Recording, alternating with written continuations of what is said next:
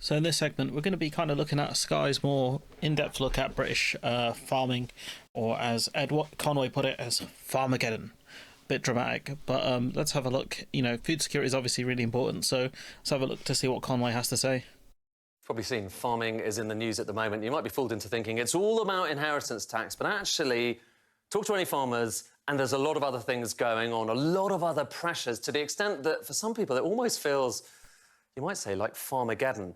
The irony of that is that they've only really protested the inheritance tax with like Brexit. There was barely any pushback from the farmers. They might have felt a bit timid because it's a policy I think the majority of them voted for. I know there were surveys and stuff to say it was fairly close at the time, but even then you would expect like more of a 60-40 or 70-30 split towards Remain, given that, you know, the vote would have a direct impact on them.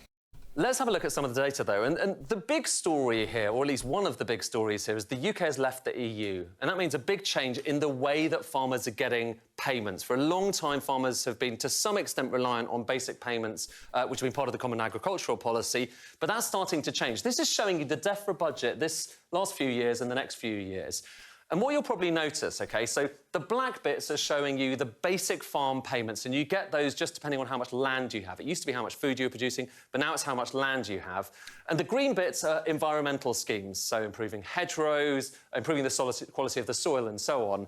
And what you'll notice is, look, the old EU-style farm payments, the black bits, they're being phased out gradually over time, and it's the green bits, the environmental payments, that are growing, and by 2027, that's going to be 100%. And talk to farmers and they'll say, listen, the black bits are the bits that are really encouraging me to grow food. Talk to people in DEFRA and they say, no, listen, if you don't improve the environment, the quality of the soil, you're not going to have food security. On food security, though, it's actually worth looking back a little bit at the story here, the history of the UK and its food security. Just kind of on this point about subsidies, right? This is so stupid. It's so backwards. Like, we are paying farmers not to farm. And so, like, you know, the argument about, you know, crop quality, soil quality and things like that, like, you have things like crop rotation in order to give the soil a break and things like that, and it does help revitalise the soil. Like, they've been doing that for centuries. So this argument DEFRA are making suddenly, oh no, it's about soil quality, is nonsense. The Tories went down the line of paying British farmers not to farm. We covered the change of subsidies ages ago on the channel, and the fact that these green amounts here, they're being paid to essentially do rewilding and things like that, and create things like nature, more like nature parks or areas for the public rather than farming, which is fine for members of the public who enjoy that kind of stuff. You know, walks in the park, I guess. But the black part is the important bit, because that's for food security. Like, you know, farmers are being subsidised essentially to farm, and that helps keep the nation going, because the more reliant you are on importing food, the more danger you are from external pressures, which we have seen. Security. On food security, at the story here, the history of the UK and its food security, this line is showing you how much of our food we produce domestically. And back kind of before World War II, it was quite low, about 35%. Then you had all of these campaigns, digging for victory, encouraging farmers to grow more food post-1945, which, look, the line went up as a result of that, up from 35 or so percent to around 60%. Then we joined the EU, and look at that, again, went up to a post-war high. About 80% of our food was grown or reared in this country. But what's interesting is it's come down a bit, certainly, but it's been pretty steady over the last few decades, 62% in the last year, but around that 60% for a long period. And, you know, compare the UK to other countries around the world, well, we're certainly not a winner on this, but actually, you know, more of our food, this is the same thing, by the way, the higher the bars are, the more of your food you're producing domestically. Germany, Switzerland, they're more reliant on imports, mostly from around Europe.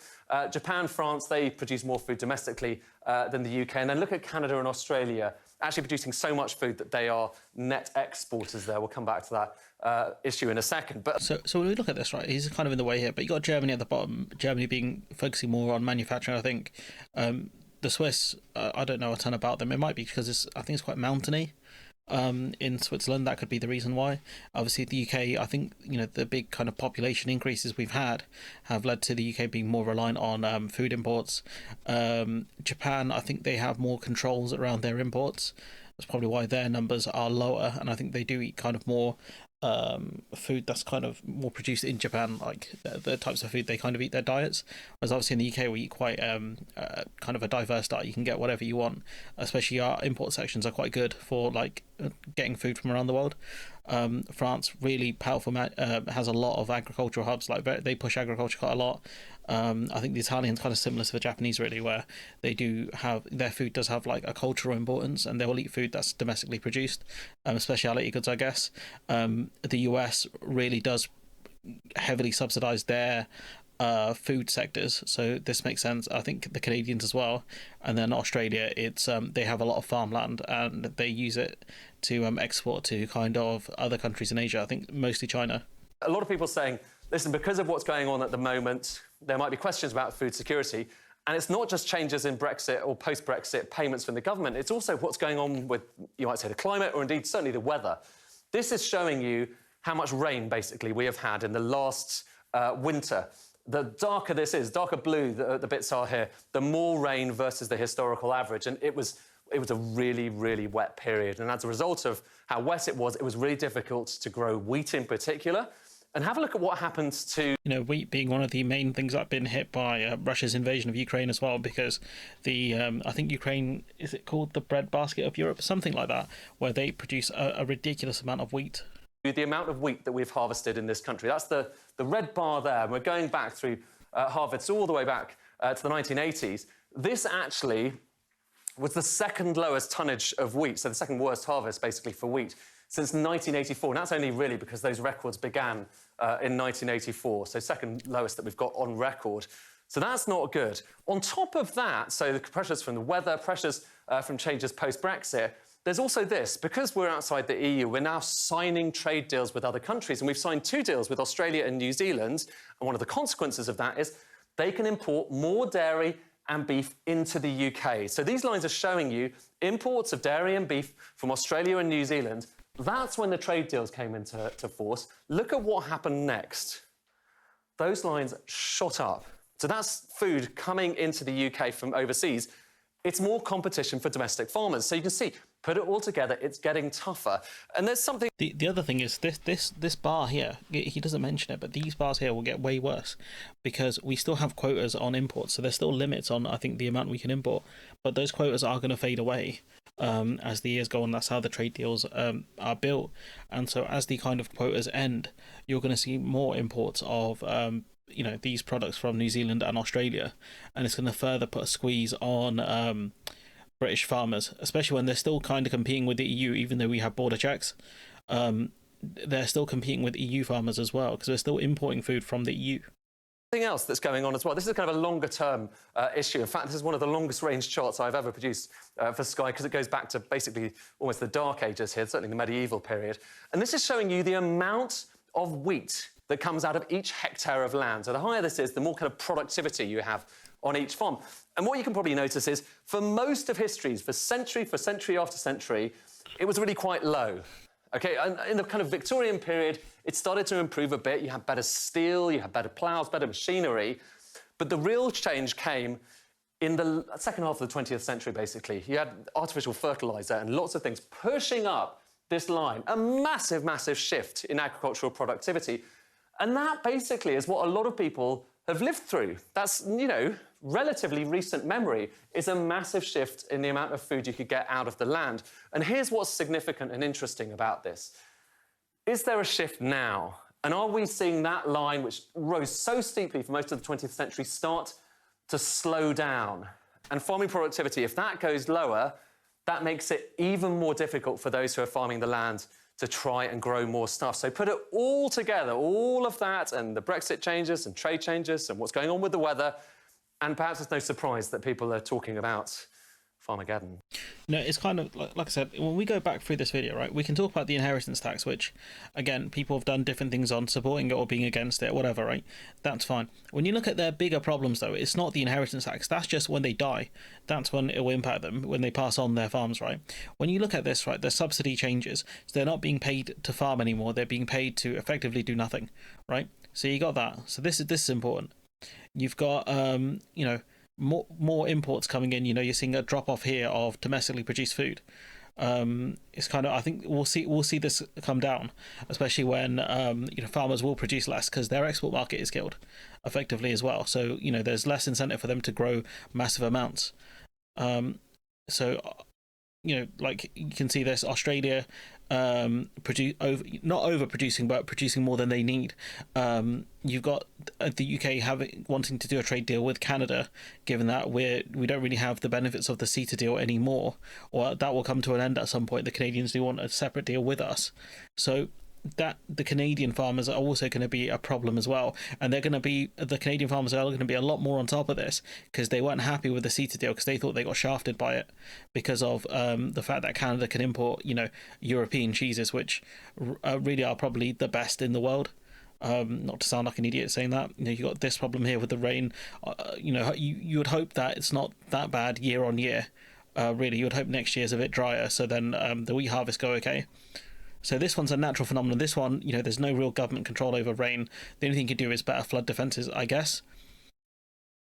Here he talks about tonnage, the fact that you have less being produced, and I wouldn't be surprised if farmers are actually planting less because they're not as incentivized to farm as much, and their export market again is dead. So there's less for them to do. You would think that given that Ukraine's not a major player in the wheat, as bigger player in the wheat market now, they would be in a good spot. But given the amount of checks that go through the Dover-Calais crossing and the fact that they are struggling to manage it, they're going to still struggle to export to the EU.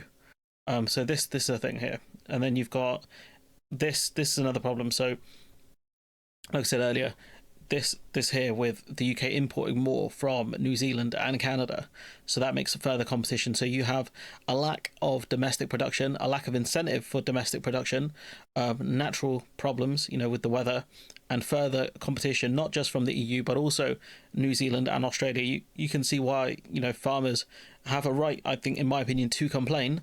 If it wasn't for Brexit, we wouldn't have the Canada deal and the Australia deal in the current format we have that in. Given that the EU signed deals, I think with both countries, or are working on deals with both countries, that will be far more favourable to EU-based farmers. But that's what happens when you leave the protectionist trade bloc. No one's there to protect you. And so this being the most interesting bit, I think, or one of the most interesting bits, where you can see the kind of leap in agricultural technology, I guess. And the fact that it's slowing down, so that kind of productivity is going to slow down, and I think that productivity will actually decline because of the fact that they're not being able to get the workers in to do this stuff. So this is again a further problem, and I think he's kind of right to call it a bit of a farmaggedon. I think it's not going to be, the inheritance tax will be a problem for them, but I don't think it's going to be the main problem. I think their main problem is, of course, going to be Brexit. That's we knew this from the start, really. You had all this stuff, dig for victory, but we live in a country where it's not that people look down on farmers and people that do trades, but the school system is built to kind of turn people into mostly like not nerds, but people who are going to do office-based work. That's what the UK educational system is mostly designed to do: push people into services and to become basically administrative people. So this is really good work from Ed Conway. He does quite good in the data science stuff, the nerd stuff, really, and some good analysis, I think. So let me know if you disagree with myself or Conway, I guess.